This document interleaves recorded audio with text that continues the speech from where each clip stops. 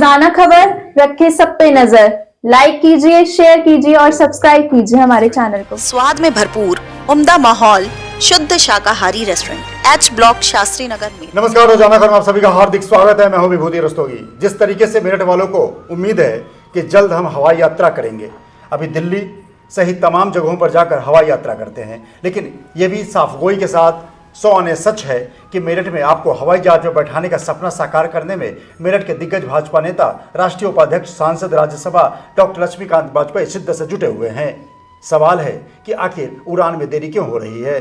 कई पत्राचार वो जारी भी करते हैं, मीडिया में खबरें भी छपती हैं, लेकिन एक्चुअल स्थिति क्या है, सीधे रूबरू होने के लिए हम आ गए हैं मोहनपुरी उनके आवास पर और जानेंगे सीधी बात कि आपको यात्रा कब तक नसीब होने वाली है। नमस्कार सर, कैसे हैं आप? हवाई उड़ान तो मेरठ को नसीब होगी जी, मैं उसका आधार है मेरे पीछे।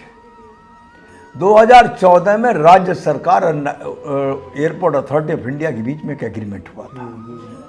राज्य सरकार जमीन निःशुल्क उपलब्ध कराएगी और एयरपोर्ट अथॉरिटी ऑफ इंडिया हवाई अड्डे को विकसित करके यहाँ से उड़ान करेगा।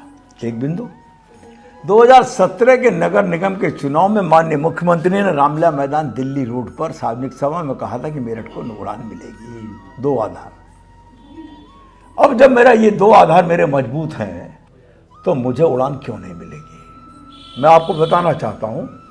अभी जब मैं राज्यसभा में गया तो मैं सब अधिकारियों को हवाई पट्टी पे इकट्ठा किया और वहाँ उन्होंने मुझे एक नक्शा खींच के दिया सादे कागज पर कि 2280 मीटर लंबी 210 मीटर चौड़ी जमीन उपलब्ध है। मैंने उनके दस्तखत ले लिए उस पर और मैंने वो उसको दिया डीजीसीए को। डीजीसीए ने कहा कि अगर 2280 मीटर लंबी या 210 मीटर चौड़ी हवाई पट्टी हमको मिल जाए तो हम ATR 72 उड़ा देंगे। छोटे हवाई जहाज होगा था। हाँ, इससे ज़्यादा की जरूरत भी मेरठ में नहीं है। हुआ क्या कि वो बाद में जब ये आया कि इस जमीन को एयरपोर्ट अथॉरिटी ऑफ इंडिया ने कहा कि हमारे नाम करा दो कागज पर, तब ये आया कि इस जमीन पर 6 लोगों की जमीन है जिनका मुआवजे का प्रकरण न्यायालयों में विचाराधीन है। ओके, किसानों की। हाँ, किसान भी है, कुछ और लोग भी हैं। उसका मैंने जब फिर कैलकुलेट कराया, मैं तो भाई पीछे हट के मोर्चा साधो फिर आगे बढ़ो, तो 23 करोड़ रुपये उसका मूल्य बनता है। हमने सरकार से कहा, जिला प्रशासन से पत्र भिजवाया कि भाई 23 करोड़ रुपये सरकार दे दे, जिस न्यायालय में मुकदमा विचाराधीन है वो पैसे हम वहाँ जमा कर देंगे और ज़मीन को लिखा देंगे उड़ान विभाग के नाम। जो मुकदमा जीते, सरकार जीते सरकार वापस उठा ले, वो जीता तो वो उसको उठा ले, लेकिन 23 करोड़ के देते ही कोर्टों में जमा करते हम जमीन को उड़ान विभाग के नाम लिख देंगे। 2014 के अनुबंध का पालन हो जाएगा और एयरपोर्ट के विकसित होने का रास्ता बन जाएगा। कि 23 करोड़ रुपए जो आप योगी जी भी बोल गए, सब बोल गए, तो राज्य सरकार 23 करोड़ देकर उड़ान के लिए जमीन क्यों नहीं देगी? जल्दी देगी। अच्छा, मुझे कल परसों में एक पत्र भारत सरकार से मिलने वाला है और वो पत्र मैं माननीय मुख्यमंत्री जी को दूंगा। कहीं ना कहीं माननीय मुख्यमंत्री जी तक सही तथ्य नहीं गए थे, जिसके कारण ऐसा हुआ। ऐसा हुआ नहीं।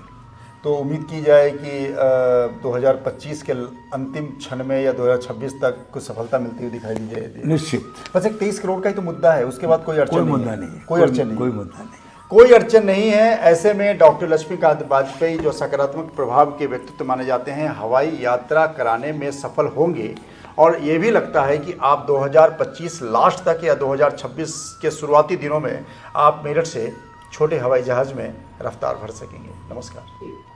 रोजाना खबर रखे सब पे नजर। लाइक कीजिए, शेयर कीजिए और सब्सक्राइब कीजिए हमारे चैनल को।